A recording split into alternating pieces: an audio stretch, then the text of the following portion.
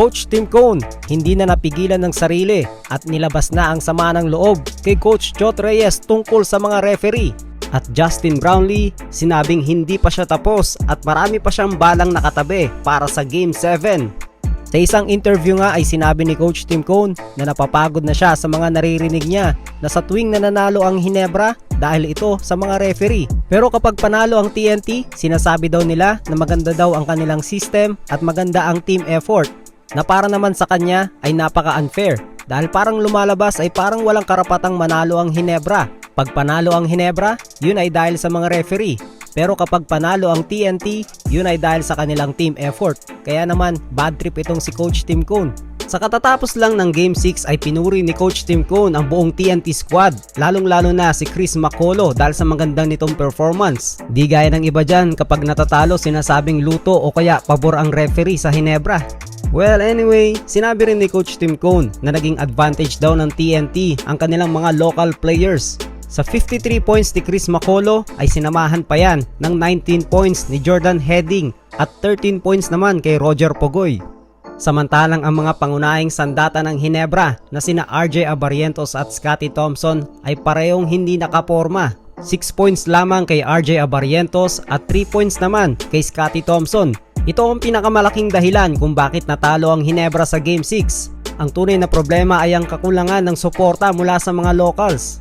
Hindi naman kasi pwede na kada na lang gabi ay aasahan nila si Brownlee. Syempre kailangan din nila mag-step up. At sa paparating na Game 7, kung pagbabasehan natin ang momentum, may kumpiyansa na ang TNT matapos nilang may panalo ang Game 6. Mahirap ding isipin na sa susunod na laro nila ay pareho pa ring malamig si RJ Abarientos at si Scottie Thompson. Kaya naman for sure, asahan natin na mag-i-step up talaga kahit isa man lang sa kanila. Kasi syempre, Game 7 na to, kaya kailangan nilang ibuhos ang lahat kung gusto nilang mag-champion, di ba? Samantala, sinabi naman ni Justin Brownlee na handa na siya sa parating na Game 7 at kalimutan na raw ang Game 6. At alam niya rin daw sa sarili niya na meron pa siyang balang natitira para sa Game 7. Grabe kasi no, 106 points ang kanyang total sa dalawang laro.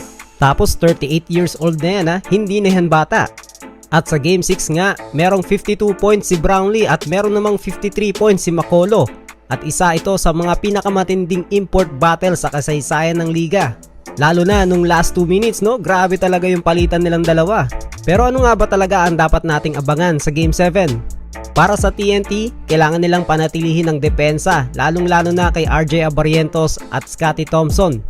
Kailangan din ipagpatuloy ang agresibong laro ni Chris Makolo at samantalahin ang pagod na pwedeng nararamdaman na ni Brownlee matapos ang kanyang sunod-sunod na 50-point performance. At para naman sa Hinebra, ito ang pinakamalinaw. Kailangan ng mas malaking ambag mula kala Scottie Thompson, Stephen Holt at RJ Abarientos. Syempre, sama na rin natin si Japet Aguilar. Hindi maaaring umasa palagi kay Justin Brownlee sa opensa. Kailangan mapabagal si Makolo sa transition at sa isolation plays niya. At kung makakakuha si Brownlee ng sapat na suporta mula sa kanyang mga kakampi, may malaking chance ang Hinebra na makuha ang championship. Pero kung mauulit lang ang nangyari nung Game 6 na si Brownlee lang ang umi-score at wala man lang tumutulong sa kanya kahit sa depensa, edi wala na, finish na. Kayo mga paps, sa palagay nyo, sino ang aangat? Si Justin Brownlee ba o si Chris Makolo? Comment down below at babasahin natin yan.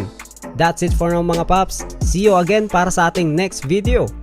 God bless!